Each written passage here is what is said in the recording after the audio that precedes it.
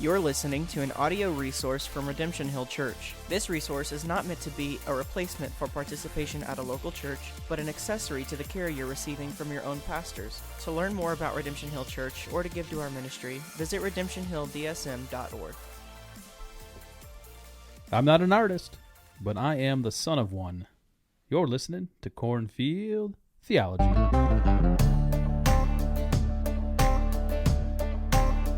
Hey everyone, Pastor Sean here, pastor of Redemption Hill Church, located in the Des Moines Metro. Thanks for listening to another edition of Cornfield Theology. You can catch all the content at cornfieldtheology.com. Also check us out on Apple Podcasts, Spotify, Stitcher, YouTube, everywhere. I don't know. I have a guy who does all that for me. Anyways, thanks for listening. We hope this content is helpful for you. Also go to cornfieldtheology.com and you can check out all the blogs that are on there as well and all the past podcasts. We just want to be a blessing, first to our local church, but also to anyone else who listens in, who wants to think well about culture, Christianity, and God's Word. And I'm excited today. My intro said I am not an artist, but I am the son of one. And what I mean by that is quite literal. I am the son of an artist. My father was an art teacher for 35 years, and so I've thought a lot about art. If you go to my parents' home back in Dubuque, Iowa, my dad has an art studio, and I'm fairly certain it's like thousands of paintings in this art studio, pictures, paintings, drawings, all that kind of stuff. So I say all that to say this: I've thought a lot about art over the years, and what the meaning of art, why is it important? Now as a Christian, how do I approach art? So we're going to talk about that today, and I got a very special friend with us today. Shelby, how you doing? I'm doing good. How are you? Yeah, so we talked about this pre-COVID, right? Yeah. And we're like, let's do a podcast on art and Christianity, because you appreciate the arts. You probably, I think a lot of people appreciate the arts in general. You take special interest in the arts. Obviously, like I said, I've thought a lot about it. So we wanted to have this conversation, like as Christians, how do we approach, the arts in general, big category. So you could think photography to a musician, a painter, anything where you're like creating. Right. So we're really gonna dial into that today. But before we begin, give us a quick bio. Like, how do we even know each other? Well, we were both in the Minnesota church before we came here. That's right. Sovereign Grace Church in Twin Cities. Yep. It's now Cornerstone. Yep. Yeah. And so I think I met you through that and actually got to know you better when I brought my dear friend Mary in. That's right. To talk about anti-trafficking stuff. Yes, that's right. So I remember that day very vividly. Yeah. That was a really helpful conversation. Yeah. I think kind of through that, God called me to start a church. Right. And I kind of put out the call, like, who's coming with me? Like Jerry Maguire with the goldfish. Yeah, a little bit. Kind of felt like that. Yeah. Yeah. And I feel like even the circumstances of when we decided to come, or at least when we were seriously considering the church plant, was after my husband lost his job. Yeah. So you see the kind of the providence of God and all that. Right. Yeah. And I distinctly remember that conversation because I wasn't at home when he lost his job. I was in Texas visiting family. Yeah. And I remember coming back, flying in Sunday morning for church. And when I remember we talked to you afterwards, and I'm not an artist, having a hard time just but I am the son of one. You're listening to Cornfield We Theology. did talk about that shortly after that, but I think maybe we talked to you about that beforehand. And then when hey everyone, he lost Pastor his Sean job here, and I pastor came of back from Redemption Hill Texas, Church, located in the Des Moines Metro. And I distinctly Thanks for listening remember to another edition of Cornfield Theology. After you we can had catch told all you the what content happened, at you were like, cornfieldtheology.com. I'm Also not check us out telling you what to do. Apple Podcasts, But I really Spotify, think you guys should Stitcher, come to Des Moines. YouTube. And I everywhere. think in God's kindness, I have a guy who does all that for me. Anyways, thanks for listening. We hope this content is helpful for you. Also go to cornfieldtheology.com and you can check out all the blogs that are on there as well and all the past podcasts. And really we just want to be a blessing, first to our local church, but also to anyone else who listens in, who wants to think well about culture, Christianity, and God's Word. Yeah. 100%. And I'm excited today. My intro said I am not an artist, but I am the son of one. And what I mean by that is quite literal. I am the son of an artist. My father was an art teacher for 35 years, and so I've thought a lot about art. If you go to my parents' home back in Dubuque, Iowa, my dad has an art studio, and I'm fairly certain it's like thousands of paintings in this art studio, pictures, paintings, drawings, all that kind of stuff. So I say all that to say this. I've thought a lot about art over the years. For sure. The meaning of art, why is it important? My husband is also now very as a Christian. Logic, how do I analytical, approach art? The fact that he, so we're going to talk about that today, and I got a very special friend with us he's today. He's a data analyst. Shelby, how you doing? There's creativity even in that. Yeah, so we weird talked as about probably this sounds because you're like numbers, boring, blah. Pre-COVID, but right? He sees something that I we're don't. Like, let's do a podcast on art and Christianity, because you appreciate the arts. You probably, I think a lot of people appreciate the arts in general. You take special interest in the arts. I've obviously, like I said, I've thought a lot about it. So we wanted to have this conversation, like as Christians, how do we approach, the arts in general, big category. So you could think photography to a musician, a painter, anything where you're like creating, right? So we're really gonna dial into that today. But before we begin, give us a quick bio. Like, how do we even know each other? Well, we were both in the Minnesota church. Yeah, that's right. Sovereign Grace Church in Twin Cities. It's now Cornerstone. Yeah. So I think I met you through that, and actually got to know you better when I brought my dear friend Minari. That's right. Yes, that's right. I remember that actually that day very vividly. That was a really helpful conversation. Yeah. I think kind of through that, God called me to start a church, and I kind of put out the call, like, who's coming with me? Like Jerry Maguire with the goldfish, kind of felt like that. And I feel like even the circumstances of when we decided to come, or at least when we were considering Yeah. So you see the kind of the providence of God and all that. Yeah. I distinctly remember that conversation because I wasn't at home. Yeah. Yeah. Yeah. I remember coming back. Any more thoughts Sunday morning for sure? Well, I mean, the fact that he created everything. That was speaks that at to the cafe in Burnsville? Creative design. Okay. There's a specific type of touch and thought process that comes with that. So that's not, it's intentional, but it's also expansive, if that makes sense. And I think there is obviously like implicit and explicit beauty that comes from that. And it honestly even makes me think of like the way that I think I've heard Jonathan Edwards talk about the way that like God designed spider webs. The fact that they are designed that way, like that speaks to intelligent design in and of itself, but also something that is very creative in nature. Like he's a musician. Why that design? He's our lead guy at Redemption Church. A faithful dude, just like you've been, but in terms of worship and song, he's been faithful. He's very pastoral in leading our church. We get a lot of comments about Ryan, so we're so thankful for him. So you got a very artsy family between you and Ryan. So I mean, I imagine that house is like you're just always. It's always on the mind, or you're involved in it, whether it's the creative arts, whether it's photography to music. I think it's a very natural outflow. Yeah. I mean, to be fair, my husband is also there's a difference between quality versus quantity.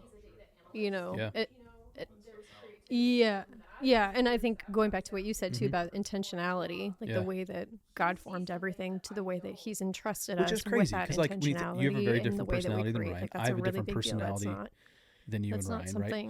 And yet we all come and say there's something beautiful. I feel like there's a weightiness in the creative world. And me personally, I feel like I think to some degree we're all tackling with, okay, what does this mean as a Christian? With that, and we're going to talk about some of our frustrations.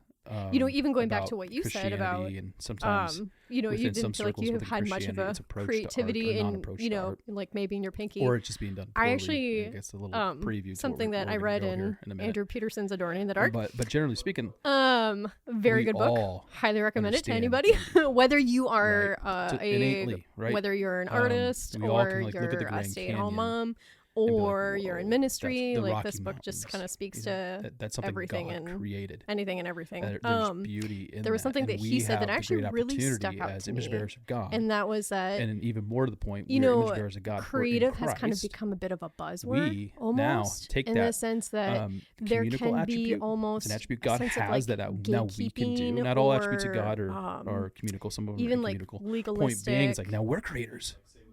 Now we can create. Yeah, as well. but I mean, even within like the art community, okay, of like, this is art, this is not art, and he makes the argument, and here, at least it was a convicting point for me. I am not a mom, but who's to say that a mom who stays home with her kids and creates a space of generosity and hospitality in the home, that is not creative? You know, that you make a really good point, because right before you said that, right after I said I got, you know, a creative bone in my pinky, I thought to myself, every Sunday I write a manuscript. Yeah. And then I deliver that sermon. Yeah. And it takes a lot of energy and effort to do that. And there's something being created in that. Absolutely. Well, the fact that God is working in you as you are faithful to his word to study and to encourage a small community of people to help us dive deeper into the word, to know God more. Who's to say that that's not creative? Oh, totally. And I even think about, now that we're just kind of just discussing this, I'm thinking about my kids, for example.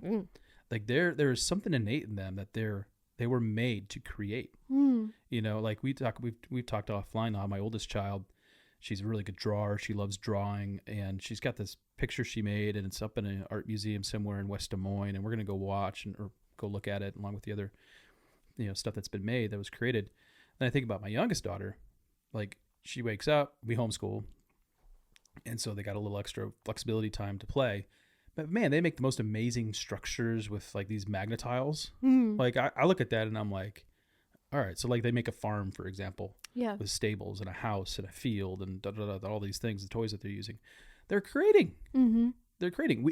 And I think what Peterson's getting at, and I think what's good to point out here, is that we tend to limit art and creating to like the painting, photography, music, very specific categories. And what I'm suggesting is we're all creative in our own ways. Right.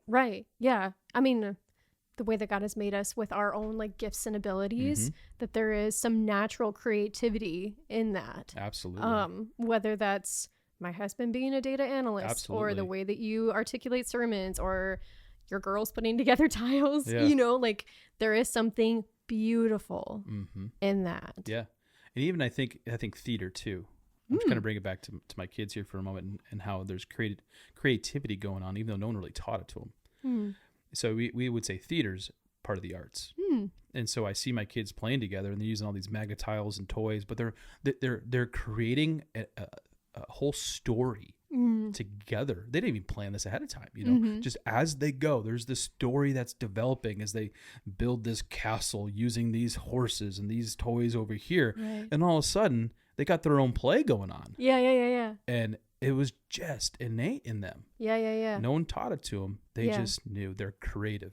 Yeah. So God, as his image bearers, going back to Genesis 1:26-27, has made us to be creative creatures. Really important. Yeah. And as you're saying that actually made me think of a comment. Yeah. My dearest friend Stacy actually was talking, because her and I dialogue a lot about story in general, storytelling and like good storytelling. And I mean, that's expansive from even the way that the parables are written. Oh yeah. You know, the way that the Psalms are written. Absolutely. Movies, TV, theater, like what you were saying. And she made this really, I just thought this was a really helpful comment. God relates to us through art. Using parable stories in the Bible, knowing how we relate to narrative, using a rainbow as a visual representation of his promises, communion and baptism as physical symbols, acting of redemption truth, encouraging poetry and songwriting in the Psalms, etc.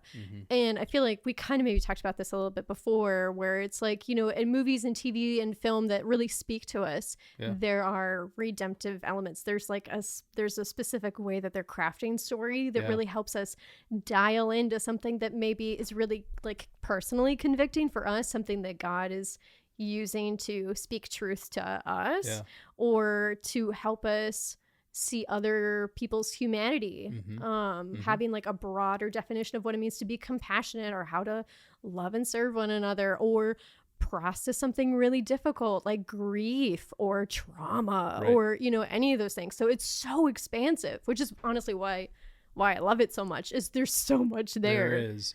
And I think you're hitting on another point that's helpful for Christians to kind of put into their mind, is that we can approach the arts, you know, broadly speaking, even if it's not explicitly Christian art.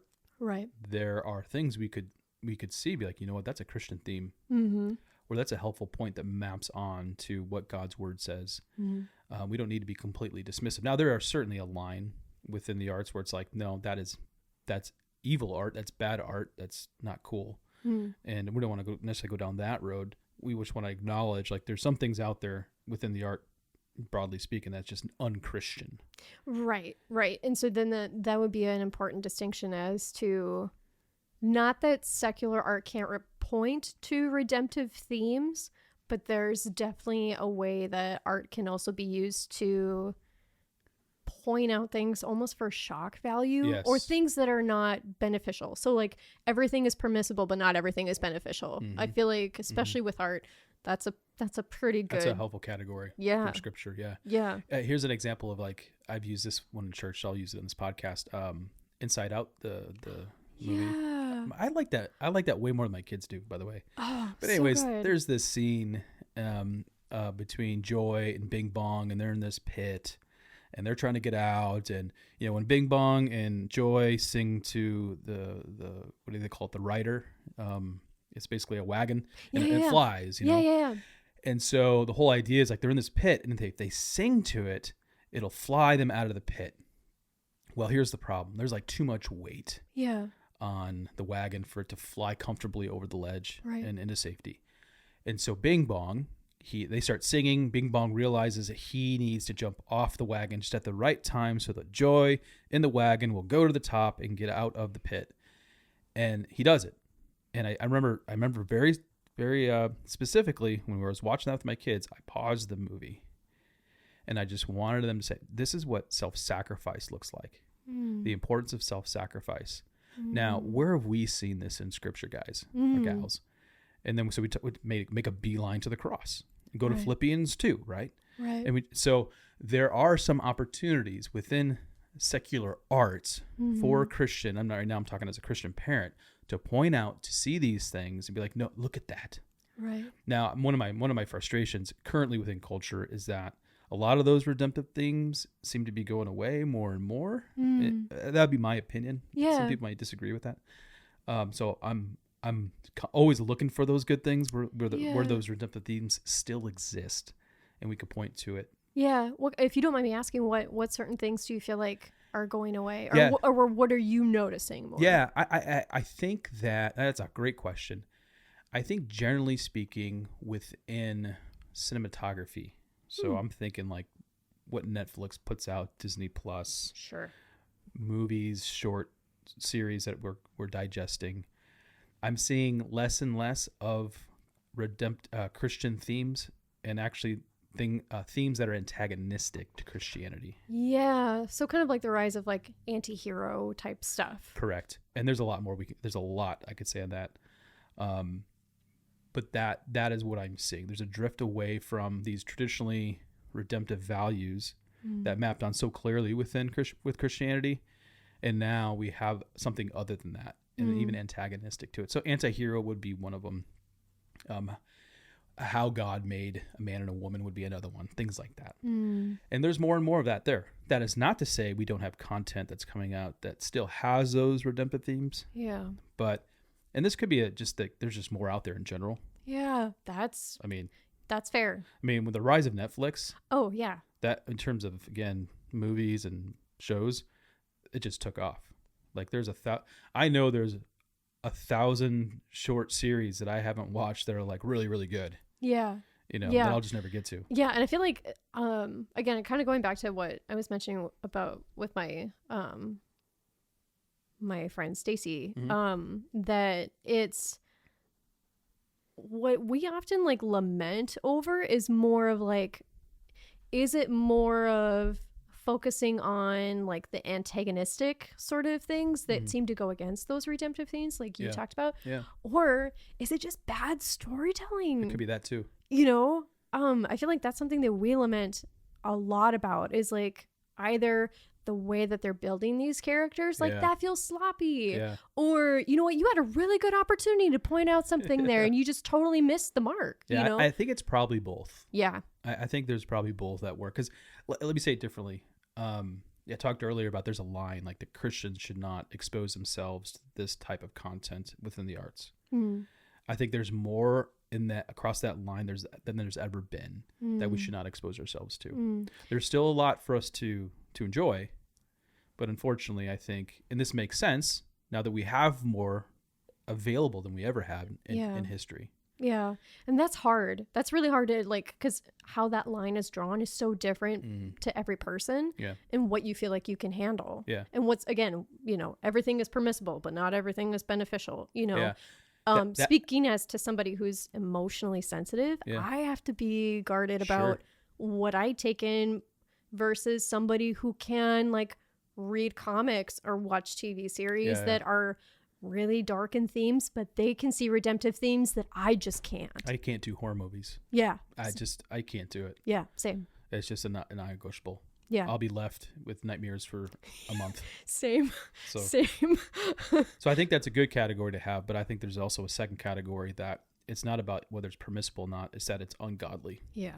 And like, so those, and I think this is where Christians just need to be aware and wise. Yeah, discerning. You know? Yeah, great word. Yes, absolutely discerning about the content that's around us and the things that we take in, because art can be beautiful. Yeah, you know, we want to see that beauty and embrace the beauty and behold the beauty. Right. So we had that first question that we were kind of talking around. Why should we be talking about art and Christianity? I think you can add on to this, but fundamentally, it's beautiful. And God created a beautiful world, and we want to be creators in that beauty as well. Yeah, I also think it's actually it's an opportunity for us as believers to just continually express who it is that we're worshiping. Yeah, who it is that we were made as image bearers from. Right. You know, it's a way that we can continue to reflect the gospel in everyday living, whether it's explicitly said or not. Yeah. So we don't necessarily have to be explicit.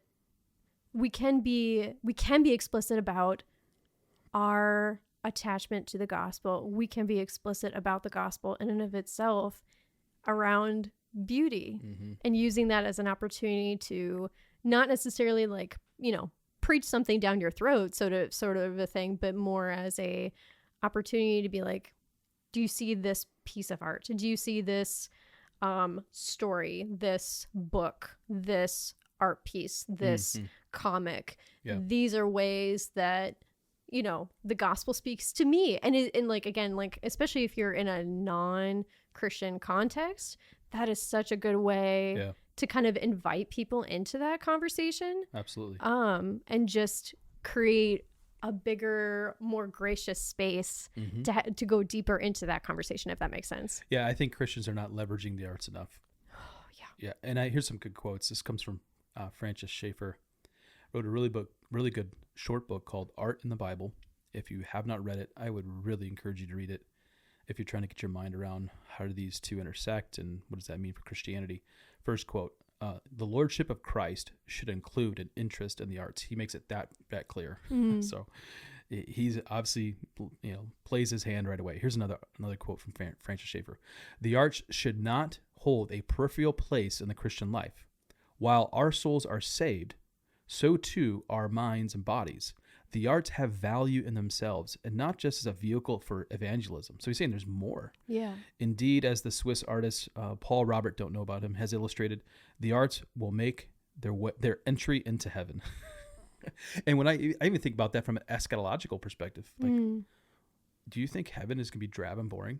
Oh, heavens no. Pun intended. Actually, no. That was a slip on my part. That's really funny. But you get the point, though. It's going to be beautiful. Right. Oh, yeah. So again, and I think that there's going to be just more creativity as we, as image bearers walk in to what God has created for us, and we become creators as well. We continue to be creators as well. Yeah, that's really good. Again, I'm probably going to be referencing Andrew Peterson a lot. That's great. His songwriting, I feel like, actually reflects that as well. I feel like he uses the metaphor of a garden a lot. Do you know why? And a lot of it is, it's a slow growth. It's not something that's going to come overnight. Yeah. And he talks about it in a way that it's like, especially for me, instant gratification is a hard thing. Especially when you're an artist and you just want to have something that's like, oh, this is perfect. And so recovering perfectionist, when you're trying to create something and you want it to be perfect, but it's not. And the fact that you have to be, you have to give yourself grace and also wrestle with, this isn't done yet. Man. Yeah. I can't tell you how many times my dad would paint something. Again, our house is full of art, or my parents' house, and it looked great. It would look great. But my dad would stare at it. He was like, "Nope," and he would completely throw it away or paint over it or whatever. Right. And there is a sense of like, there's more that can be done here. Right. Right. And in his own way, he was a perfectionist because he was really taking pride in it. Right. But we kind of see what art can do. And there's more beauty that could be displayed. Right. And there's a sense of waiting for God to do the work too. As you're in that process of growing, being sanctified, you're pulling out the weeds, so this is actually a really good metaphor. In therapy, there is this idea of art therapy. So you're using visualizations to help you process something, right? Right. And so, for example, I am in therapy, and I was talking to my therapist, and so we kind of hit like a big aha moment. And so she was asking me, so how does this feel for you? And I was like, I kind of get this image that comes to mind of like, you can see the bare ribs. And there's this cupboard, and you basically just opened up the cupboard, and you see all you see all these beautiful blossoms that are starting to grow. So good fruit that's coming from hard labor, hard work, being patient, waiting for things to take root and grow, to get healthy. But then there's also all this junk, all these weeds and thorns that are trying to choke out the healthy growth. Well, you got to put in the work to get rid of all that stuff, And so I feel like that's a really, again, that kind of ties back to what Andrew Peterson was talking about too, with equating, art. And I feel like to some degree, just even Christian living to a garden, because you're constantly having to pull weeds and make room for healthy growth, and trusting God that he will do that work in you too, Yeah, it's a both and. God is at work and you need to work. Right. Yeah. Right. And we have a bunch of garden beds. Yeah. Out in front of our property here. And first year we were here, we tended those gardens so diligently. We had things budding. We had some good rain, which helped, of course. This last year, didn't touch it. I mean, right now it looks like a dumpster fire. It's just like, whoa.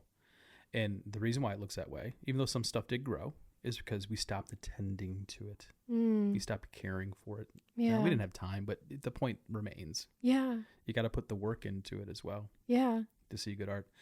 Question. In what ways can faith be expressed through art? So we've talked about art, generally speaking. Yeah. And a little bit about the intersection of faith and the arts, but specifically, in what ways can faith be expressed through the arts? Oh, that's a really good question. Yeah. What I have in mind in here is not necessarily, watching Inside Out and picking up the redemptive theme, but being very explicit in our faith, in Christ in particular. Is there a place for that within Christianity? Absolutely. Again, there's a fine line between trying to be almost like too preachy about it and, almost like a producing bad art for the sake of trying to, like, I think of, I mean, not to throw people under the bus here, but I think of Christian films that are coming out recently. Yeah. And that it can feel a tad cringy because it feels like it's more about preaching the gospel than it is actually trying to maybe get at some bigger themes that would maybe reveal the gospel in and of itself, if that makes sense. It makes sense. There's a way I think about it. I don't mind it being overly preachy personally. Sure. I have a problem with just crappy acting. Yeah, I mean, that too. Yeah. That's that doesn't help sell it. Yeah, you know? exactly. We watched The Chosen. Yeah. So for example, like there's no way you can't watch The Chosen and be like, this is just, they're trying to display the gospel. Now, for those people who have problems with imagery of Christ and things like that, I get you. I understand your points here. I'm actually very sympathetic with that. But just pause that iconoclastic point for just a moment. Is The Chosen, that series done by VidAngel, done really well? I absolutely think so. I absolutely think so. Yeah. That's one of the few, in my opinion. And I don't want to talk down on Christian cinematography. I just want them to up their game. Right. That was done really well. I want to see more of that done. Yeah. That kind of quality of content. Yeah. And I wonder if like the reaction against the preachy stuff is more tied to like if you're gonna share the gospel, can we just do this right? Right. Can we do this well? Right. And that's where I get. That's kind of how I view. Yeah. Even with Christian music too. Oh, absolutely. Absolutely. It's like, can we just do this well? I mean, there can be a variety, whether you want to do bluegrass or rock or whatever. Just do it well. Right. Yeah. And again, I think that goes back to quality over quantity. Yeah. There is something to be said about doing things in excellence. Yes. You know, absolutely. Excellence does matter because again, if we're entrusted as God's people to be creative by nature, you know, then that also means there is a weight of responsibility to do that well and to think through those things well and to do that with excellence to the best of your ability, you know, and not necessarily just, I don't want to say flippant because I feel like that's not a helpful word, but just like do it like what you were saying, like in a way that's more helpful and not necessarily potentially hindering to what it is that you're trying to accomplish, if that makes sense. Yeah. So like, I don't know all the Christian movies that just came out, but let's say I went to one and I wanted to take my unbelieving friend. Right. And I believe in the themes of the movie because they're biblical. Great. I would imagine my friend would be like, I can't believe I wasted X amount of dollars watching this because it just wasn't done well. Mm-hmm. I'm like, that's a fair point. Yeah. Another way for me, I think about it is I'd rather listen to one really good album, a Christian album, over and over and over again than 10 mediocre ones that were just kind of slapped together. Now, I say this as a guy who doesn't know anything about music. I got a guitar sitting in my office here, and I have a dream about learning how to play that thing. Do you? Someday. That's cool. That's why it's there, but I haven't picked it up. So I'll just pause here and realize I'm not the most creative when it comes to music, but I'm a consumer. Mm-hmm. And there's music that I like. Right.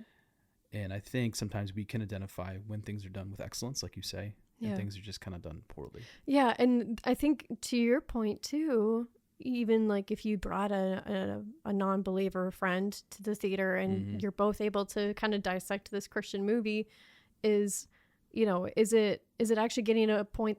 Is it getting the point across that it's trying to, like you said, like bad acting does not help that. But does it actually get the gospel across in a way that is encouraging, that it you can actually see the ways that it either brings conviction in a healthy way. It's not allowing, shame to be there, things like that. And I had a thought there and totally lost. No, that's all right. But I'll make this point, and then I got another question for you. It does take doing in order to pursue excellence. Mm-hmm. Nothing becomes excellent right out of the chute. Right. So I do want to acknowledge that. Yeah. I even talked earlier about as a person who preaches, I've gotten better at communicating over time. Mm-hmm. It takes some doing. Mm-hmm. So I want to pause and be like, okay, I got to hang up with a lot of Christian movies and things like that, even some Christian art. Mm-hmm. But it does take doing in order to become excellent at your craft. Mm-hmm. And so that would be the caveat I would have. Now, I just want our Christian community to kind of move ahead a little faster. Yeah. To really go all in on pursuing the excellence. And some people certainly are. And you've mentioned Andrew Peterson. We talked about The Chosen earlier, how that's done really, really well. Right. It really is. There's the Wing Feather series. Yeah, Wing Feather Saga. Sorry, thank you. That's okay. And that's Andrew Peterson too, right? Yeah. So there are certain things out there. There's certain artists, and we'll give some recommendations at the end here. Woot. Yeah, that like it's being done well. Yeah. But I think also we want more Christians to pursue the excellence as well. Mm-hmm. All right, next question for you. Obviously, we're talking about the intersection between Christianity and the creative arts. Mm-hmm. Other than the non-pursuit of excellence, what is the hang-up between the creative arts and modern-day Christianity? I do think there's a section of Christianity that just says, you know what, we are merely an intellectual, we want to be transformed by the renewal of our mind, Romans 1, biblical verse. Therefore, we are just intellectual beings. We need to understand the gospel, and we need to leave it there. Mm-hmm. I don't agree with that. So I'd be one hang up. Are there any other hang ups that Christians might have with the arts in general? I think there can be a sense of. I think there is like a sense of like weird gatekeeping. Yeah, you mentioned that earlier. Yeah. Where it's, if you're an artist or not, or like, oh, you need to be this type of creative to fit in with this crowd, sort of a thing. And so I think there's definitely that. Do you think that in the minds of some Christians, and I understand I'm generalizing, but I want to draw out a point. Do you think that there's a perception that liberal Christians or whatever, or liberal, politically speaking, right? Oh, far more progressive. Yeah. They're the ones that do the arts. Oh. I've seen that. Okay. I've certainly seen that in the minds of Christians, where it's like, we wouldn't do that because they do that. And it's almost like, what? Yeah. I don't agree with that. Like, yeah. I mean, I grew up in a very democratic socialist family. Right. Yep. And so I saw a lot of that. Okay. And, when I came to faith in my early 20s, there was this sense of like, oh, all them over there, politically speaking, they're the ones who own all the art. Ooh. Yeah. Oh yeah. I totally have seen that. Okay. I've had those conversations. Yeah. And as a son of an artist, right? And one who does, like, this is how much I love art. I was in London one time. I went to Afghanistan. We had to make our way to London to get back to the States, and we wanted to stay a few days. I'm with my buddy. He was my pastor at the time. And we got a couple days to kill in London. What does he want to do? He wants to go to all the World War II museums. Yeah. Which I read a lot of history books. I love that. But what I wanted to do was go to all the art museums. I love art, and even though I'm not great at, drawing a picture or doing a painting or whatever, I love art. Yeah. And so when I hear some Christians say, that's just not for us. It's secular. That's probably the way to think about it. Okay. We have the sacred, we have the secular, and the two shouldn't mix, right? I push back and say, no. Yeah. No. All this is sacred as well. Yeah. Wholeheartedly. Yeah, and for reasons we already discussed. Like, God created us to be creative. Well, it's kind of like what we talked about with the Book of Esther. Yeah. It's not that God can't use everyday people, whether they're believers or not, to still explicitly express something that is tied to the gospel, whether it's redemptive themes or the way that we process grief or we process shame or consequences of sin. So many of those things can be flushed out, whether it's regardless if it's a strictly Christian context or a strictly secular context, if that makes sense. Yeah. We went through the Book of Esther at our church, and we wrapped that up a couple weeks ago, and the name of God is not mentioned once. And yet we see the providence of God woven throughout the characters and the story, and it's a beautiful picture. Yeah. God was in it the whole way. Just as we can approach art and say, man, this is beautiful. Mm-hmm. I don't like Jackson Pollock but some people might approach that and be like, that's beautiful. Right. Truth be told, I'm not a huge Pollock fan either. Yeah. I mean, like, I grew up but that's my personal preference. I'm doing art. If I'm doing art history, I'm doing like Da Vinci or Michelangelo, and I'm just thinking about a lot of artists my dad grew up with, or not grew up with, but okay. So really random artist plug for you. Yeah. So was it high school, maybe early college? I was introduced to an artist, and I don't remember where he's from, but I want to say his name is Andy Goldsworthy. Never heard. And he is a person that would actually take objects found in nature and basically like build like little stone mounds. And he would take pieces of rock that like, you're like, there's no way that's going to stand on its own. Yeah. Andy Goldsworthy. I just looked them up. And some of his pieces are stunning. And he'll take like an English sculptor, photographer. Yeah. Who produces site-specific sculptures. Yes. And land art situated in natural and urban settings. Yes. Yeah. And I was so stunned by his work. I was like, that is the coolest thing. He's using nature. He's using God's own nature to create something that was already found beautiful. Yeah. And he just adds to it, you know? And I just thought that was so cool. Yeah. I'm looking at his stuff right now. It is pretty cool.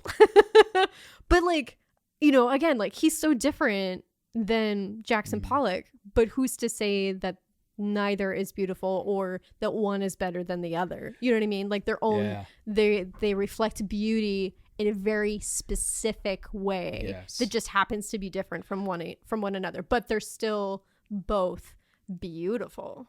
So we talked about this before we got on the mic, and we haven't used the terms. I'm going to use them now. To some degree, art is subjective. Right. But there's also a point where it's not objective. Mm-hmm. Let me explain where it's objective, and then maybe you can explain why it can be subjective as well. God created everything good. I think about the Garden of Eden. I haven't read Andrew Peterson yet, but I wonder if he has Eden in mind, the garden. Oh, yeah. Yeah, okay. That makes sense. When I think about, Revelation. He touches also a lot on like looking forward to the new heavens and the new earth. That's exactly so he ties a lot into that imagery. So yes. A new garden city when you get to the Revelation. But because God has created everything good, we do know that there are we see something, we say that is not beautiful. And the example I gave, and this certainly unfortunately is relevant right now, is like you look at a photograph of something in Ukraine, Kyiv, I'm not going to call that beautiful. War is horrible. Yeah. Regardless of what side you're on, like war is just not good. And I'm not going to look at that. That photograph might be informative. It might even tell a story. Beautiful? No. No. And I was thinking more about this in my head, like why all of a sudden am I making a clear line between what is beautiful and what is not? And then my mind went down this road is death. God wants us to flourish in life.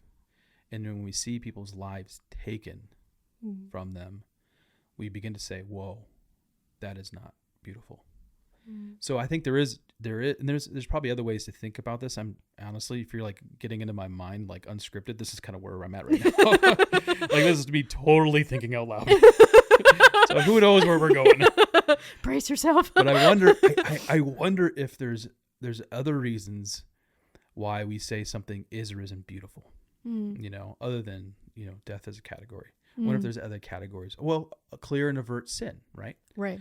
Like we talked earlier, there's a line that we just, as Christians, should not consume stuff because it's overtly sinful. And I've got a whole host of things in my mind and that would be in that category. Right. Because Scripture is clear that that's not good. And so we, in a sense, we do know beautiful, what is objectively beautiful and what is objectively ugly. That said, let's say we come to a Leonardo, a Da Vinci painting, and you and I are standing there in the museum, and I say, "Oh, that's amazing." You're like, "What's going on there?" Yeah, That's more of a personal preference. Yeah. That's where art becomes subjective. Yeah. It's because what you see as beautiful may not be the same thing that I see as beautiful. But I would be right though. Well, nope. Not at all. Yeah, that's preference, and that's where it becomes subjective though. Is because and I think we talked about this earlier too, is even within the Christian community or non-Christian community, in any community, everybody's going to see beauty and interact with art in a different way. Yeah. And so something that is going to stick out to that person, or something that is going to resonate with them, something that's going to touch them personally and give them a really powerful experience, is going to be different from person to person. Now, that's also why there's communities of nerds that really love comics, or really love music in a certain capacity, or really love sports, sure. I mean, you name it, any community where there's you guys are a bunch of nerds, you know. And honestly, that's why this is a small random tangent, but this is why I also love the term nerd. It's because I actually get excited by that, where I see small communities of people, no matter what background they come from, but they focus on this particular thing that they get excited about, and they see something beautiful that is really powerful to them. And I love that, because again, that's something that is subjective to them, and I may not necessarily like for example, the fact that my husband loves math and that he's a data analyst, I love you, but I have no idea what you're talking about, most of the time when you're talking about that sort of thing. But I love that he's a nerd in that way. And the fact that he can, interact with fantasy sports that way, and has a community of people that really he can interact with and enjoy that with. That's subjective. I don't appreciate it the same way that he does, but that doesn't make it objectively ugly or anything like that, Before you came, I was watching, it's March Madness. Yeah. So there's a lot of basketball, and I love basketball. I love watching March Madness. So Iowa was playing Rutgers, and it was a good game. A lot of dunking, men with the ball taking it home. Right? I'm like, all right, it's a fun game to watch. But there was one dunk by Keegan Murray. We talk about sports being art, and it doesn't fit initially in some people's minds, but it does. It was the most beautiful of all the dunks. It was amazing. I'm like, oh, it kind of leaves you speechless almost. Sure. And so we see that in that kind of niche category as well. Right. And so part of it is preferential in the sense of I'm not going to appreciate photography like you will. You're probably not going to appreciate Keegan Murray taking the ball to the hole and dunking on the team. Right. Like I would. But we both can say, wow, there was some beauty in that, Yeah. And in a sense, beauty is in the eye of the beholder. To some degree, yeah. To some degree. And that's the subjective nature we're talking about in terms of art. Yeah. So, and I think it's helpful to have kind of those two categories. And I think we can comfortably live in that. Yeah. I think as Christians, I think it's important we can look at this and be like, you know what? Yeah, we can approach this responsibly in a way that's helpful in pursuing excellence, knowing that there are limitations, right? Right. God certainly has placed boundaries about what we can accept as good creative Christian art, but also within that there's a ton to explore. There's a ton to appreciate. There's a ton to pursue. How do we utilize art? That's my next question. Can you define what you mean by utilize? So an easy one to say is that we utilize music in the church. Your husband Ryan faithfully for the last 3.5 years has been leading us in worship and song, and we're utilizing that medium. But what about other areas of the arts? The biggest one I can think of off the top of my head, and again, this is probably because it's the one I interact with the most, and that's this is hard. I think of music as well, because I think music is a really great storyteller. Yeah, it is. In that way. And it's pretty expansive just within that category. Certainly is, yeah. But I also think of I grew up watching a lot of Disney films and stuff like that as a kid, I did too, and just kind of plopped in front of the television. Yep. But as an adult now, being able to watch TV or movies that have way more gray, it's not as black and white. and you can see the brokenness that exists in that story or whatever it is that's going on with it. The character's plot line, character arcs, you name it. But at the same time, you're still seeing like things like consequences of sin. Mm-hmm. You're also seeing ways that characters overcome certain things. So whether it's redemption or healing or going on a journey. Like, I mean, a really easy example of that would even be like Chronicles of Narnia, Lord of the Rings, those stories help us process through a lot of things. Those are really gorgeous pieces of art that I feel like are so multifaceted. There's like hours of stuff you could like dig up through those things that are encouraging and inspiring and also like empowering, emboldening, but also help us process through, like, if you're going through a really dark season, I mean, especially if you're a huge fan of music, think of a song that really ministered to you through a really dark season. I got a ton of songs that I've gone back to and like, wow, I remember how that ministered to my soul. In the midst of a lot of pain. Right, exactly. So, I mean, I think of books or TV and movies that have done that for me as well. So I think those are the easiest things I can pick out, because those are the things that I work with, or that I have the most experience with on a day-to-day basis. So it's interesting how art it causes us to be emotive. Yeah. And I was thinking through music and how that has... And before I was a Christian, before the Lord saved me, how it spoke to me. Like I was a big I still am a big Dave Matthews fan, right? And it's almost like in all of his songs is about relationships. So you break up with a girl or whatever, or she breaks up with you, which was usually the case for me. Mm-hmm. It's like, oh, Dave is speaking to me. Thank you, Dave.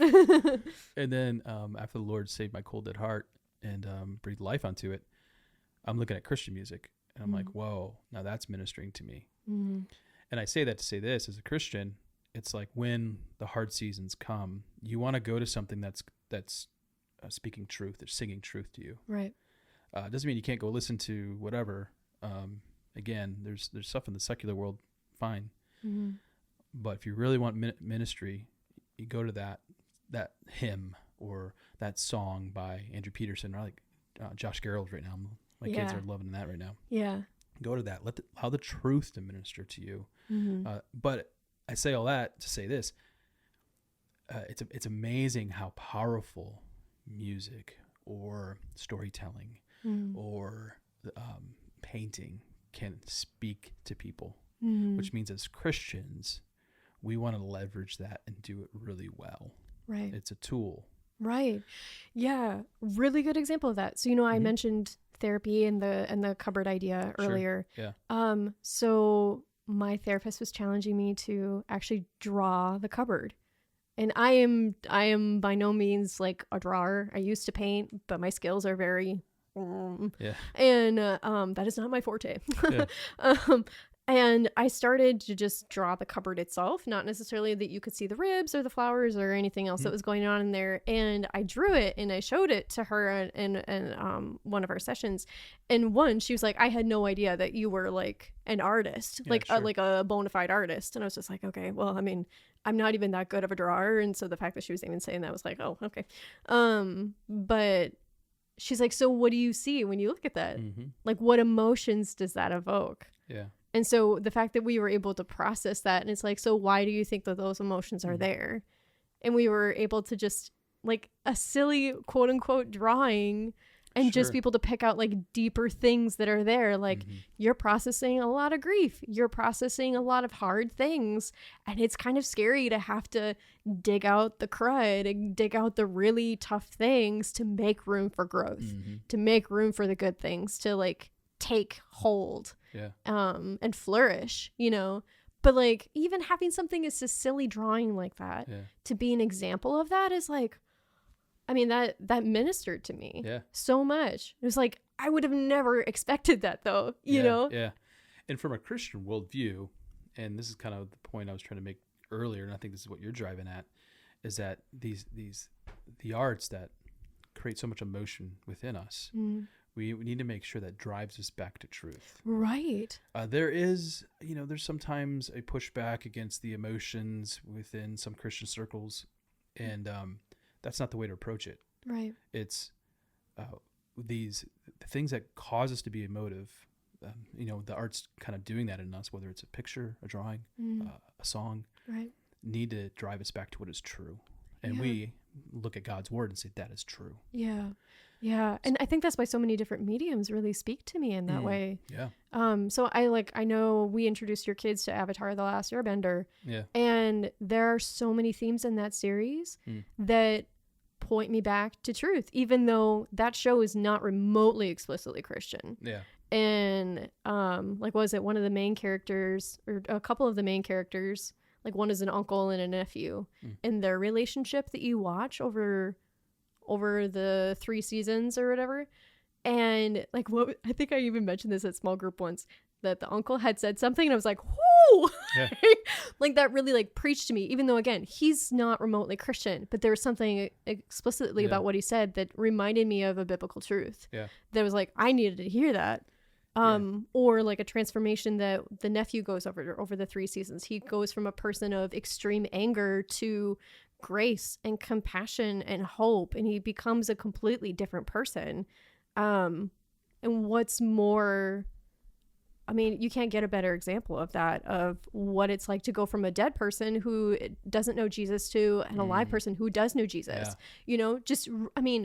Again, you look at a series like that and you're like, what on earth? And and again, that's kind of why I consider myself a nerd or a weird person in that way, because it's who sees that? Yeah. But that makes me so grateful that God makes our brains that way, to be creative, to be able to pick out those themes and to draw hope and encouragement, and to like you said, point us back to biblical truth that way.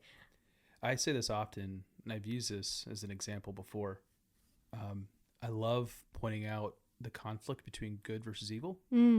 And you certainly see that in secular movies, secular songs, right, art, even. And I'm notorious for hitting the pause button if I'm watching something. Yeah. I'll be like, all right, kids. Yeah. I want you to understand that in this world there is good versus evil. And we can see these themes in Scripture. And while this particular movie is not Christian, this theme does exist. Now, in order to be able to do that, it's really important that you have a Christian worldview. That's true. And a biblical framework. Yeah, totally. Yeah. Again, kind of going back to, and it takes some maturity, it takes time. It does. And I'm not claiming I'm the most mature person in the entire world. Well, ditto. Yeah. But there was a season after the Lord saved me that I actually kind of withdrew from listening to any type of secular music, watching anything that's secular. Yeah, I did the same actually. Yeah. I mentioned Dave Matthews earlier. I just stopped listening to him. I've been to a bunch of his concerts, love going to him, love listening to him. But I knew what I needed was to kind of rebuild or reconstruct a Christian foundation, so that when I do approach, it's the reason why Paul, after he got saved, right? He withdrew. And he's like, I'm out, peace. I got a lot to learn. Yeah. But when he came back, all of a sudden in Acts 17, he's quoting. He's at Athens, right? At the Areopagus. He's quoting their philosophers. Yeah. To talk about the gospel. Yeah. Yeah, he's speaking in their context. Yes, exactly. Yeah.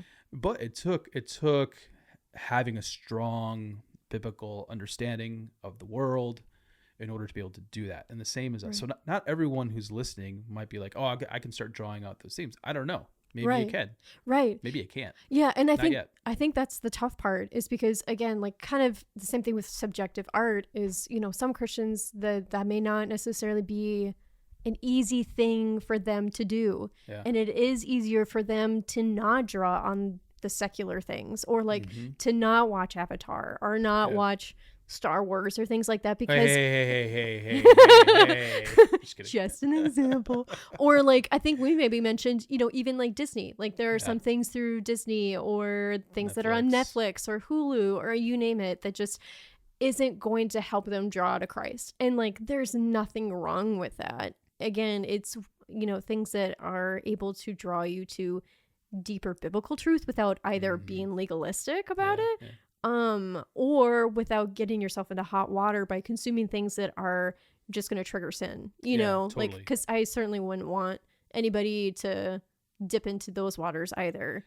Because I know that I've gone that way too far on accident, thinking that, oh, this is fine, and then being like, oh no. You know, I think every Christian's been there, because I mean, if you're not living under a rock, I mean, we live in a secular society, and just, I mean, it's where we live. I mean, there's times where I've been driving down the road, there's a billboard, you're just like, what the. Closing the eyes. I'm like, but I can't close my eyes because I'm driving. Avert the eyes or whatever, change lanes. And so, so that certainly does happen. Yeah. And I think it just takes awareness. It does. A sensitivity. And I actually discerning to what we talked about earlier. And as we mentioned earlier, because now more than ever, there's so much content. Yeah. It is more important, not more important. It is especially important that we're discerning. Yeah. Because it's a ton. There's a ton out there. Yeah. Like I'm thinking about when I was younger compared to the content that's available, whether it's music or movies or pick your medium, you know. I mean, even the development of social media. Right. What has that done for the photography community? Yeah. I mean, it's a double-edged sword. Yeah. To be honest. But there's a lot more content out there. It is. At least available for us to see. It's true. It is a double-edged sword though. Because, you know, there, to some degree, it's, push content. But if your mental health goes out the window because you feel like you're not worth anything unless you produce something. Yeah, sure. That totally takes away from the idea then, as a believer, personally, who is a photographer, my goal is to reflect God in my work and to be a space of grace and encouragement and to reflect the beauty of whatever that person is, whatever their story is, whatever they're going through. So, for example, weddings. Yeah, sure. You know, like there's a weightiness that comes with that. And if I'm just there to just push content, then I'm not doing my job and I'm not honoring God in my job with the gifts and talents and creativity he's given me, you know? So exactly. And I thought of it like this. Like when 1981, when I was born. Let's say there's 100 photographers in 1981, and now I'm 40. Let's say there's still only 100 photographers. What has changed? Those photographers now have access to the internet and to Instagram and Facebook and Twitter or whatever else have you. And all of a sudden, I may have seen one picture from one photographer in 1981, but now I got access to 100. Yeah. I mean, the shift that has taken place and what that has done to what you're mentioning, to the double-edged sword of that particular community, like the pressures we feel or that you feel or whoever feels, have completely changed the game in terms of availability and content, which means as a Christian, not only need to be discerning about what you are taking in, but there's a level of guarding the heart as well. Yeah. If you are that photographer, you are that musician, that pastor who preaches every week, right? You know? Yeah, 100%. I feel like, especially, you know, somebody, you know, personally, this has been a really hard struggle for me too, because I would say that I'm also an emotionally sensitive person. Yeah. And so things affect me more easily than maybe, you know, somebody else. And so it feels like I have to be extra guarded then to some degree, which can feel so frustrating.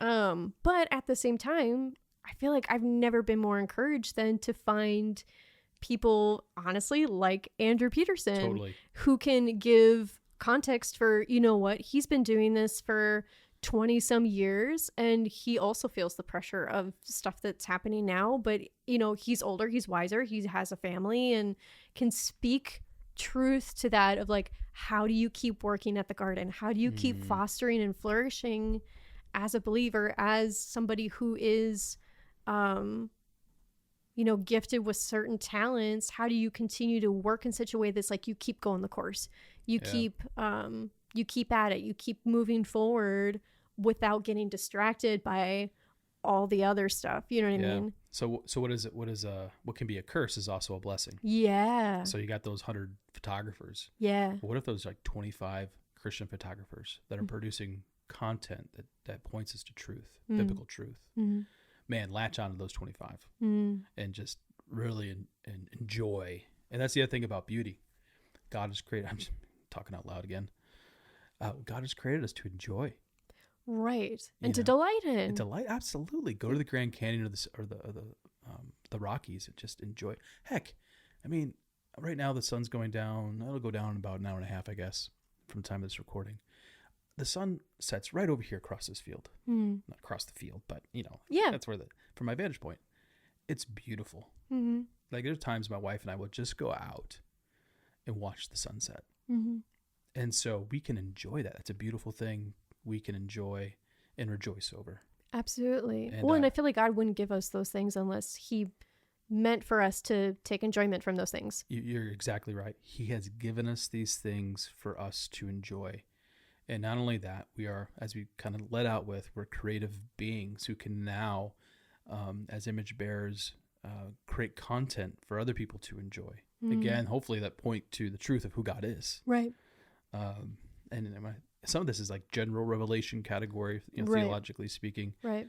When you go to the Grand Canyon or you watch the sunset or whatever. But yeah, we can enjoy these things, these creative things God has made. Mm-hmm. And that's pretty awesome to me.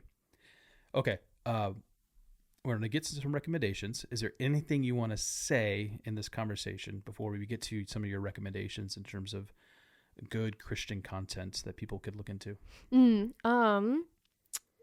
There's a really good quote by Andrew Peterson that I actually would love to share, if that's okay. You know what? We're just the Andrew Peterson fan club. Totally. And I'm so late to the game, man. I am too. I am. I'm almost ashamed of it too, because a lot of my other friends were like, how do you not know who this guy is? And it's funny because I think there are other artists that are in his circle that I've known about longer than I've even known about him. But even honestly, the community of people that he has surrounded himself with over how long he's been doing this speaks to God's faithfulness and his kindness. And he uses this in the book, again, Adorning the Dark, that art nourishes community and community nourishes art. And I love that idea because especially within a biblical context, I mean, just think of like how deep and rich that is, and I know that I think I sent you a message a couple weeks ago about the profound impact of just our relationship with you and Charisse since the beginning of the church and that season that Ryan was in job loss and all that stuff. But anyways, he keeps talking about this sense of community. And and he also talks about the difference too between like his unique community is different in the sense of around the time that they were writing a lot, worship music was becoming really popular. Yeah, sure. And so then it was like this tension of we were overtly Christian enough that we couldn't play in clubs, but we were not Christian enough to be played on the radio and be part of the CCM, machine. Yeah, exactly. But the way that he talks about community in that way just reflects so much of the impact that I feel like Ryan and I have had in the way that our art has been nourished by community and the way that we have felt our own giftings nourish community, if that makes sense. Here's how this looks in the body of Christ. So like as a pastor, I have a community of pastors, right? As a photographer, you got a community of photographers. If you have a worship artist, he's got a community of worship artists. And those are good places to be. It exists because we're encouraging one another, maybe challenging one another. We're bouncing ideas off one another, supporting one another, right? I've certainly been supported by many pastors who understand and sympathize with whatever, same thing in photography. But then, what do we have with the local church? All of a sudden, you get out of those particular silos, and we have a photographer at this local church. We got a guy who loves music at our local church. We got several people who are really gifted in music at our church, right? You have someone who loves to paint in our local church. And then you have someone else who's doing something else creative over here at this local church. Right. Analytics, whatever. Yeah.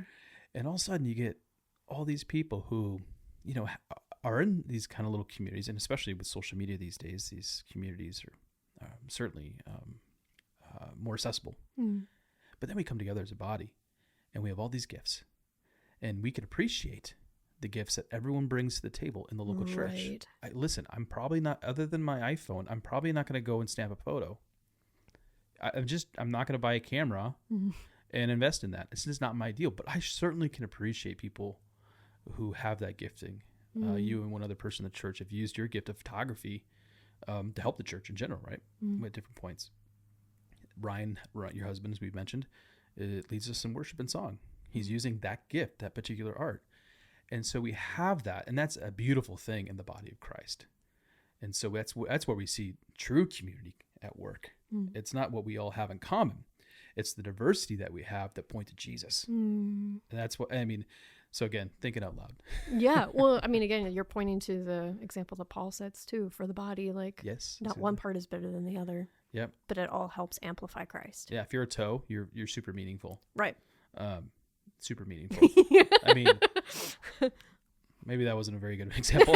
The hand, the foot, toe, whatever. It works. Yeah, it works. Okay. Anything else you want to point out before you get some recommendations? I don't think so. I feel like we pretty much talked about everything. Yeah, I think it was kind of on our outline there. Yeah. Great. So recommendations. You got some great resources. You've mentioned Andrew Peterson and Adorning the Dark. Anything else in terms of Christian content? Because I just, full disclosure for everyone's listening, I think I text Shelby every 2-3 months and be like, you need to, what am I missing? What should I be listening to? So she's going to give you some of those text messages responses. Sure. It depends on what your interest is. Yeah, sure. So again, I could be a major like proponent for Andrew Peterson all day, every day. Yeah. So, and he also has a children's series called a Wing Feather Saga, which I am just starting to read, and I've heard nothing but amazing things. Yep. I have nephews and nieces that are obsessed with it, so, you know, that's a good sign. Yeah. Also, artists in general, if you're looking for a way to be involved in Christian community and continue to just kind of expand outside of your particular gifting, but collaborate, or not even necessarily collaborate, but converse with other artists who love Jesus and love pulling deeper themes from a variety of contexts and mediums. Oddly enough, Andrew Peterson and his friends started this community called the Rabbit Room. And so there's... Is that online, or is it Facebook? There's a Facebook community, I think, that you can sign up to be part of, but there's also like an online site that they have like guest speakers and like articles and stuff like that. They have a conference, I think, once a year that like a variety of artists can just like come and be in community together, because they really want to foster that. So it's rabbitroom.com. Yeah. So that's a really good one. If you're looking for more deeper discussions on film, particularly, I know that there is a writer for the Gospel Coalition, Brett McCracken. Yep. And he's got some really thoughtful insights on film and how like redemptive themes and other really beautiful elements of film can be expressive of the gospel. So I would highly recommend that. The Grey Havens, which are a music band, really good. They draw a lot of beautiful elements from C.S. Lewis's work and Tolkien's. Totally. Their latest album, Blue Flower, I feel like is beyond exceptional. Really? Is it their best one yet? Oh, hands down. They're drawing an element from there that I feel like even if you weren't a believer, I feel like this would just... It fosters a sense of wonder that I can't quite articulate. So, side tangent a little bit here. They are pulling from C.S. Lewis's autobiography called Surprised by Joy. Yes. And he talks about the lead singer of the Grey Havens. He talks about how when he was reading it, that he saw this thing in the book that kind of looked like a hyperlink, like, what does this word mean? And it was called the Blue Flower. And so you're like, well, what on earth is that? And I wasn't even really sure myself until I looked it up. It is a symbol that a German poet used, and it ended up being used in a variety of contexts. Well, C.S. Lewis uses it. He references it when speaking of the feelings of longing that beauty elicited when he was a child. And he associates it with the German word Sehnsucht, I want to say, which is translated as a longing, a desire, a yearning, or craving. So it's like an ache that you like, an ache that's so deep you can't just quite describe it. Sure. And it's like, okay, seriously, what a better metaphor for the kingdom to come. Yeah. You know what I mean? So I love that. I think that's so good. So quick plug in the Great Havens. They're actually playing at a sister church, Cornerstone Fellowship Church in Apex, North Carolina. So if you're there, I don't know what day is it? It is April 9th, Saturday, April 9th. So they're part of our denomination. So they're playing there. Yeah. I was looking at their schedule. I'm like, are they coming anywhere close to Des Moines? I think they are. Oh, Altoona? Mm-hmm. Oh, hello. Mm-hmm. Okay. Surprise. Yeah, they're great. We love them. My kids love them as well. Yeah, their songwriting is more narrative, but I feel like the themes that you pick out from there are just really beautiful. Some other musicians that I really love their writing because of just the way that it is. It's like reading poetry, but again, just the deeper biblical truths that I just love. Zach Winters, of course, Andrew Peterson, Andy Golohorn, Taylor Leonhardt, Sky Peterson, who is Andrew Peterson's daughter. Wow. Girl's not even 20, and she's awesome. so sickly talented. I can hardly stand it. Bethany Barnard, John Guerra, movies. Josh Garrels. Oh yeah, Josh Garrels. Sorry, him, he's really good. TV films, Avatar: The Last Airbender. I did recommend that. It is beautiful. You will not regret it. Another favorite movie of mine because it fosters such a sense of wonder and beauty. The Secret Life of Walter Mitty. I've heard of it. Never seen it. It's gorgeous. Is it? Okay. It was filmed in Iceland, which doesn't help my wanderlust at all. Yeah. But it's a really stunning movie. Cool. Little Women, I feel like is a really good example. You wouldn't think that, but I feel like there's some really profound redemptive themes in there that are just really good. The 2018 version in particular that was done through PBS, the way that they connect music and the way that they actually filmed that series, I think it only amplifies that story in such a deeply emotive and meaningful way that I just so good. Minari is a film that was done a couple years ago. It's actually about an Asian immigrant family that moves to the States. Okay. And he's trying to build a farm, trying to start a farm. And there's tension within the family, but it's a very human story about the struggle to make it and to survive, but also keep your family together. It reminded me so much of the pain and toil my parents went through when they were farmers. Oh, wow, yeah. And it brought back a lot of memories from the way that we grew up as kids and how hard that is just to keep your family together and to provide and to also just try to like maintain your farm and all that stuff. Like it was just really beautiful. So I loved that. Another Disney movie, Meet the Robinsons, talks a lot about creativity and being curious, but also finding a sense of home. Yeah. So I really love that. I haven't heard of that one. It's really good. It's really old. I think it's from, well, not really old. It's from like 2005, so it's not that old.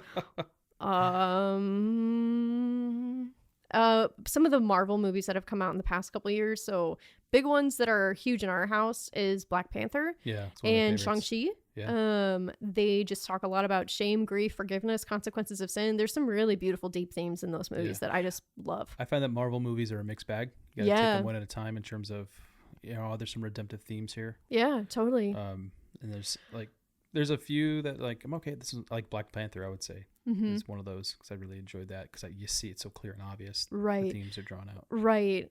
Oddly enough, so I feel like I'm not the only one that feels this way, but it seems like when they're doing their origin stories, they tend to take a little bit of a better care with those sort of things. At least that's kind of what I'm starting to notice. Yeah. It's when they get into the sequels that you're like, a little bit.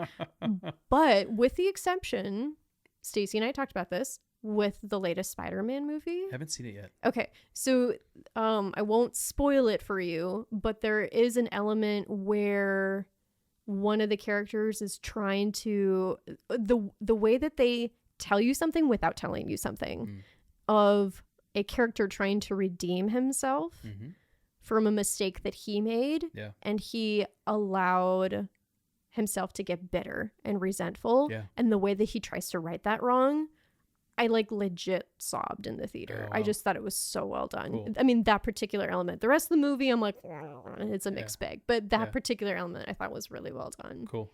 And then Mandalorian. Yeah. I said identity, grappling with the past. That's Yeah. the case. Yeah. I thought that was really good. And especially like his relationship with Baby Yoda. I know. I got a Yoda shirt on. You can't see it because I think the way that, you know, he didn't necessarily want to take on that role, and then he kind of ends up taking on that role, and him dealing with his own past, trying to figure out who he is, and also trying to care for this little thing, you know, like there's a lot that's there. Yeah, totally. So that's awesome. And we already mentioned The Chosen. Now, there's some people who are not too happy about The Chosen in general for various reasons. I get everything we mentioned. Everyone's going to come to it and say, hey, right, not my cup of tea. Not my cup of tea to watch Marvel movies or whatever. That's cool. Right. I don't want to watch The Chosen because it's depicting Jesus. I can respect that. Right. I get that. I get that argument. What we're just trying to do is just help you think, well, create those categories. Yeah. Like, you know, there are in the secular society, there are things that we can say, hey, there are moments of redemption in that. Let's help people see that. Yeah. Maybe that's not your cup of tea. You just want to stick right into a particular category and not get in that. That's cool. And yet we also know this other category of like, there are some things that are just clearly off limits. Yeah. Scripture informs us what those limits are. Yeah. But I do think, as we said earlier, within that space, there's a lot of opportunities to be creative for Christians. Yeah. You know, and now that you say that too, I actually do think of a couple of filmmakers that I probably didn't mention, but I know that they are explicitly in a secular context in the way that they're producing their films, because it's you know, it's not really within our, you know, the immediate Christian circle probably of filmmaking, but the stories, the overarching themes that they're trying to tell are still deeply rooted in like almost Calvinistic theology, which I find very interesting. Oh, yeah. So Paul Schrader, he's oddly enough has done some stuff with horror films, which I'm like, okay, you know, I'll set that aside. That's fine. Hard pass for me too. Yeah. But some of the movies that he's been doing more recently, like, talks about the sense of like unworthiness and like kind of like dealing with, I can't work hard enough to make this right. Yeah. And so it's like, well, where do we see that in a Christian context? So I thought that was really interesting. Yeah. And so the fact that he is taking his theology and, you know, telling his story in a very unique way that to some, you know, person that has no framework for this kind of thing can still engage with that and be like, whoa. Yeah. You know, I think Terrence Malick is another example. A really popular one, or at least within some of my friends' circles, is Tree of Life. And that one's a bit of a deep dive. So it's like, if you kind of want your mind blown and have a major philosophical conversation for hours on end afterward, that one's a good one to go with. Yeah. So it talks about a person's life from being a baby till, you know, he dies. And there's some like creation, death, life, sin, redemption elements in there. My dear friend Nate Shepard, that is a favorite of his. And I've only seen it once, and sadly I saw it kind of in a tough context where it's like we had this curtain up, and so I was laid back and like almost looking up watching it, and I almost got sick because there's a scene where it spins a lot. Sure. So it's like, if I just saw it on TV, I'd probably be fine. But from what I understood of the movie, there's really something beautiful being told there. It came out in 2011. Yeah. So stunning film. Really stunning film. Oh, Brad Pitt. Sean Penn. Wow. Yeah. Great. I haven't heard of that one. I'll have to look into it. Well, there's a lot out there. The secular content, again, like as we've been discussing, but also Christian content as well. That's quality, as we've also mentioned as well. Mm-hmm. So last thoughts before I land the plane. I can't really. We covered it. We covered everything. Well, we covered some ground though. Yeah. I mean, we're at about an hour and a half. We covered some good ground. Okay. That goes fast. Well, thanks for joining. Yeah. I am glad we finally got to do this. Yeah. And obviously, this is something you love, you're passionate about. Mm-hmm. I've loved it, even though our different types of art, our mediums are very different. Yeah. Yeah, and the way that we appreciate and interact with absolutely. it. Yeah. And I'm still looking at this guitar and thinking to myself, maybe I'll pick that up.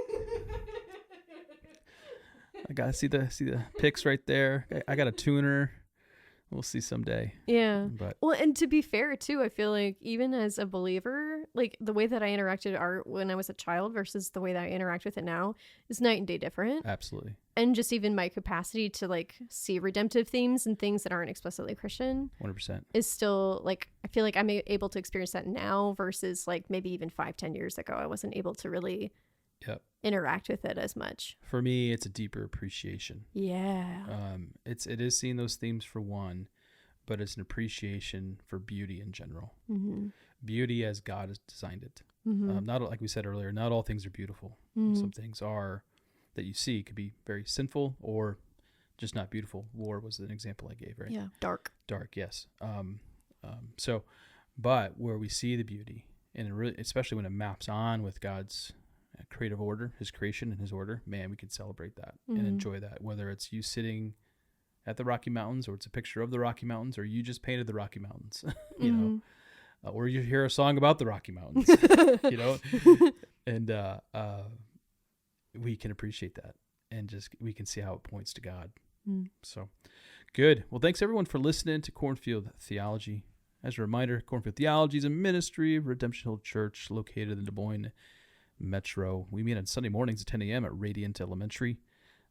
You can check us out at cornfieldtheology.com, Apple Podcasts, Spotify, YouTube, Stitcher, all the places. You also can find us on Facebook, Twitter, Instagram. Look for Redemption Hill Church if you go to those particular areas. And if you want to receive a blog when they drop, if you go to cornfieldtheology.com, put your email in there, and then as soon as it drops, it'll be sent to your inbox. So a lot of ways to get in touch with us. If you have any questions or comments, feel free, info@redemptionhilldsm.org, or just put a comments in whatever you see this, whether it's Facebook or Instagram or Twitter or whatever relevant outlet. We love your feedback. We love interacting with your questions. So thanks for listening. Thanks for taking interest. We just want to be helpful. We want to help you think well about Christianity, about who God is, what God's word says, and as it pertains today, what does that mean for the arts? So hope it was all helpful. Thanks. God bless. And until next time, peace out. Bye. You're listening to an audio resource from Redemption Hill Church. This resource is not meant to be a replacement for participation at a local church, but an accessory to the care you're receiving from your own pastors. To learn more about Redemption Hill Church or to give to our ministry, visit redemptionhilldsm.org. In this podcast, Andrew Peterson's book, Adorning the Dark, was referenced several times. The following is a reading from that book by Shelby Anderson. Enjoy. It never feels good to fail. Even if I knew all the Sunday school answers I actually believed, by the way, the truth was, a bunch of people who believed in my music did a lot of work and put a lot of money on the line to try to sell it, and there was something about it that just fell flat somehow. I wasn't a valuable enough commodity to keep on the roster. Radio stations played a lot of my first 2 or 3 singles, then the winds changed, and with a few exceptions, they just sort of stopped playing my songs. I can still remember the brick in the gut feeling I had when the call was over, the eerie, foreboding sense that something significant had just happened, which would alter the shape of my life. Here's what I didn't tell you about that phone call. For years, I had badgered the label to let me record Behold the Lamb of God, and for years they had said no. Finally, they let me out of the contract for it, saying that they didn't want it, and it wouldn't count as one of my required albums on my contract, but if I wanted to find the money myself and release it independently, I could. The day I was dropped from the label, I was standing in Osnaga's backyard while he and Ben were in the basement studio recording electric guitars on So Long Moses. I hung up the phone, took a deep breath, wiped a tear from my eye, and walked back into the studio. The guys were probably laughing at something and didn't notice at first that my face was pale. I just got dropped from my label, I told them. They stopped laughing and offered their condolences. Then, after a few moments of silence, someone said, "So about this guitar part, do you want it to come in at the top of the chorus?" And we were off and running. It was God's kindness to me that I was not only in the middle of a project and had so much work to do that there was no time to wallow in self-pity, but I was surrounded by friends, by community, by people who told me implicitly, by their involvement in my life and work, that this was still worth doing, label or no label. It felt so good to walk back into that basement, roll up my sleeves, and try to craft an album about Jesus. That's community. They look you in the eye and remind you who you are in Christ. They reiterate your calling when you forget what it is. They step into the garden and help you weed it, help you to grow something beautiful. So someone, I think it was Jeremy Casella, called the aforementioned meeting at Osnaga's house in Creve Hall. Weird how much of this story revolves around that house. Most of us in the room had either been dropped by a label, had been courted and then abandoned by a label, or had experienced a wave of success and then foundered it to the point of drowning. We were looking for commiseration, for solidarity, for encouragement, for tangible ways we could help one another. In a city full of songwriters, we had found kinship. Not so much because our music was similar, it wasn't, except in the broadest sense, but because our callings were. Once again, Rich Mullins comes to mind. It would have been so nice if this man, whose music had gotten our attention years before we had met each other, who had blazed the trail we were trying, each in our own way, to follow, could have given us some wisdom and direction. But we were on our own. I mentioned the timing of 9/11 and Napster, but there's one other factor that played at least some part in leading us all to that room: worship music. I don't know why, but sometime in the early 2000s, people started going bonkers for worship music. Radio started playing it more and more, leaving less and less room for songs with any kind of narrative or grit, or dare I say, personality? Every band, it seemed, had a worship album in the queue. And since radio, which sometimes doesn't want to admit that it's a tastemaker, was pushing that kind of music across the airwaves of America, churches were becoming less interested in non-worship artists. The thing is, as Christians who were singer-songwriters, we were already on the fringes of things. We were too explicitly Christian in content to get much work on the club circuit, and since we were storyteller singer-songwriters, without radio hits or worship songs, it was getting harder to do church concerts. It seemed we had three choices. 1, become more mainstream. 2, become more CCM or worship-ish. Or 3, stay the course and keep writing the kind of songs we believed in. Songs like the ones that moved us. Songs that were honest and open about the whole of our lives, which meant we were sometimes frank about the work of Jesus, but we weren't going to try and make them more Christian, which meant writing songs for corporate worship just to sell records or get radio play. And the only way we could see that third option working was to lock arms with one another in community. That meant doing shows together as often as possible. If one person had a show and an opener was an option, we'd bring another friend along. If we were interviewed, we'd try to mention our friends. Jill Phillips came up with the Square Peg Alliance, and we put up a website with all of our pictures and links to our websites. We sang on each other's albums. We put out a sampler CD. Suddenly, label or no label, radio or no radio, we belonged to something. And that something was each other. We were no longer alone. Perhaps most important, it meant that whenever I was discouraged, I had friends who gave me courage. If I wanted to quit, someone was there to look me in the eye and tell me my songs mattered. To them, if not to the masses. Remember C.S. Lewis telling Tolkien to keep writing? Art nourishes community.